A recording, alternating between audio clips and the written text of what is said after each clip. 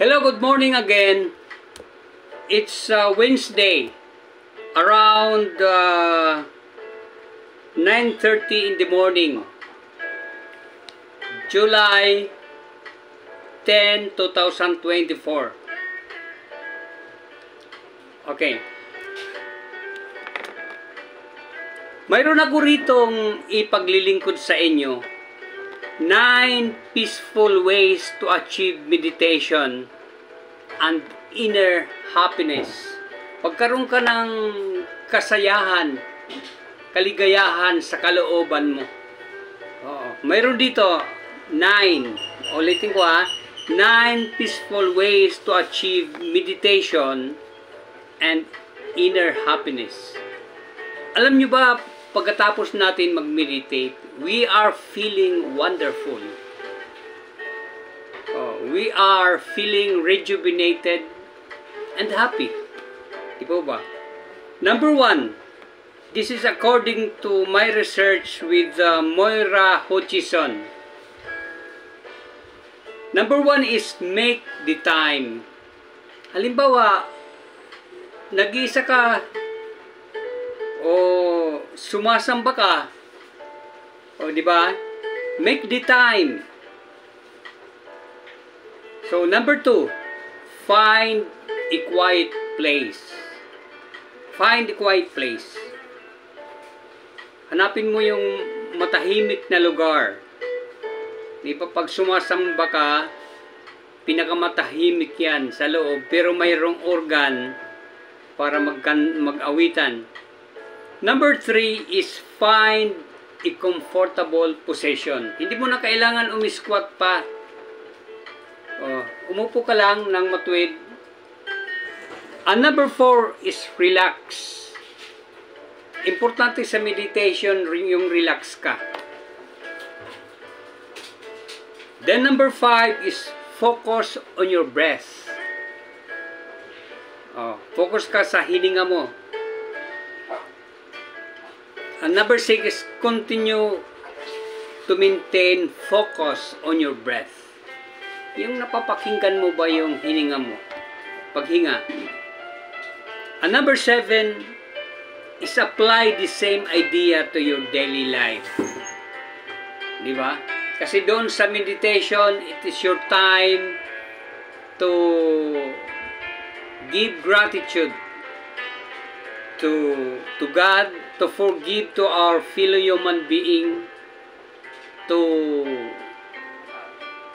review your vision, and the most valuable things to do for that day. So tapos mag-pray tayo.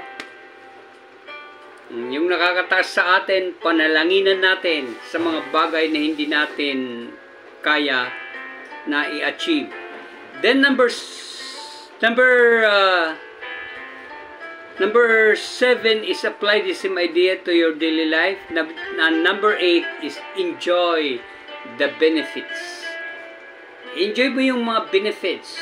You're feeling wonderful, you're rejuvenated, you have more energy, your confidence. So yan ang mga benefits ng meditation. Then number 9, last but not the least, understand what's really happening. Yung consciousness mo nandoon sa lahat ng bahagi ng buhay mo. Spiritual, intellectual, your quality of life and finance.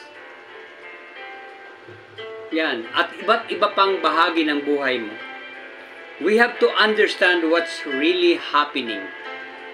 Okay, before I end, i-add ko lang ang TPC Scrap Enterprises. We are buying paper and metal scrap. Nag-post ako, ang thumbnail ko ay mga container vans. We can buy and you can sell to us through container vans. Pag ikaw ay sa Visayas, sa Mindanao, ano na, sa amin nyo na ibenta so that you will be given the 7 services. Pwede kayo bumisita sa aking Facebook, nandoon naka-pin post ang 7 services of TPC Scrap Enterprises. Ayan. Tawag lang po kayo sa 0939-555-4382. Okay. And before I end, ang pinakamahalaga, ang paglilingkod natin sa Diyos. Hindi po tayo ang may-ari ng mundong ito. This is owned by the most powerful, may makapangyarihan sa lahat na Diyos na lumalang sa atin. Paglingkuran po natin, sambahin natin siya. At ang benepisyo naman na ibibigay sa iyo ay pagtahan sa bayang banal na doon wala ng pagluha, wala ng sakit, wala ng mga problema, kaysa ihambing mo sa mundong itong napakaraming problema. Doon may katuwang ka na Diyos na gagabay sa atin. Doon napakayaman natin, ang lansangan pa lang ay ginto na, at ang paligid nito ay mga mamahaling bato. Ay mo ba noon? Wala ka ng upa.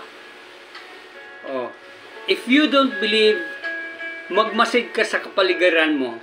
Ang mga bagay na nakikita mo ay hindi sa'yo. Yan ay katunayan na may Diyos tayo.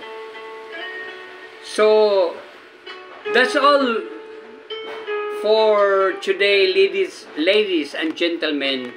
Speech therapy ko ito ha. Those are 9 peaceful ways to achieve meditation and inner happiness. Yung kalooban natin, importante, masaya tayo at malakas ang loob. Nadadagdagan ang lakas ng loob po natin. Okay. That's all for today, ladies and gentlemen. Have a nice day. Take charge. Bye-bye.